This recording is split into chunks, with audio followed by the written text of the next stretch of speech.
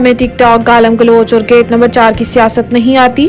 शांगला में workers convention से खिताब करते हुए चेयरमैन पीपल्स पार्टी ने कहा है कि आवाम के कदमों के नीचे सियासी जन्नत है, लेकिन सियासत को इख्तिलाफ राय की बजाय सियासी दुश्मनी तक पहुंचा दिया गया है। इंतकाम के बजाय आवाम की फलाह के लिए सियासत होनी चाहिए। बिलावल भुट्टो जरदारी के पुराने सियासतदानों को आवाम के असल मसाइल की फिक्र नहीं, बल्कि वो अब भी अना की सियासत कर रहे हैं। हमने नई सियासत की दाग बेल डालनी है और 8 फरवरी को पीपल्स पार्टी की ही जीत होगी। इन्होंने दावा किया है कि पीपल्स पार्टी वाहिद जमात है जो आवाम को रोटी, कपड़ा और मकान दिलवा सकती है, लिहाजा बुजुर्ग और नौजवानों को मुश्किलात से निकालने के लिए हमारा साथ दें। जब तक मजदूर खुशहाल नहीं तब तक मुल्क खुशहाल नहीं हो सकता।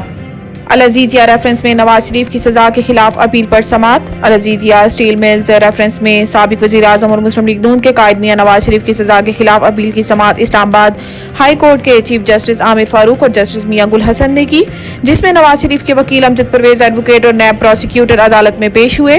दौरान समात नवाज शरीफ के साथ इसहाक डार, मरियम औरंगजेब, अता तारड़ समेत दीगर लीगी रहनुमा मौजूद। अदालत ने नवाज शरीफ की सजा के खिलाफ और नैब की सजा बढ़ाने की अपील को यकजा करके समात की।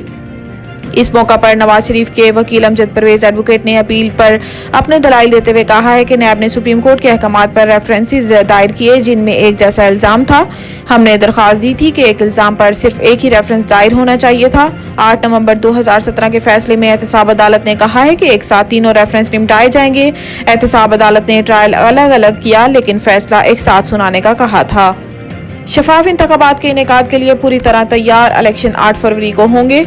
कौमी वोटर्स डे पर chief election commissioner Sikandar Sultan Raja ने अपने पैगाम में कहा है कि इलेक्शन कमीशन आम इंतखाबात की तैयारियों में मसरूफ है। हतमी इंतखाबी फहरिस्तों की प्रिंटिंग और तरसील का काम मुकम्मल हो चुका। चंद रोज में DRO, RO और असिस्टेंट अफसरान का नोटिफिकेशन हो जाएगा। सिकंदर सुल्तान राजा का कहना है कि चंद रोज में इलेक्शन शेड्यूल दे दिया जाएगा। पोलिंग 8 फरवरी 2024 को होगी। इलेक्शन कमीशन यकीन दिलाता है कि दौरान इलेक्शन आपको मुकम्मल तहफ़्फ़ुज़ फराहम किया जाएगा। इनका कहना था कि अवाम मुल्क को कौम के रोशन मुस्तकबिल के लिए अपना हक के राय दही इस्तेमाल करें, इलेक्शन कमीशन के साथ ताउन करें, पुरअमन इंतखाबात का इनेकाद यकीनी बनाएं। लतीफ खोसा और बुशरा बीबी की ऑडियो लीक से फोरेंसिक का हुक्म।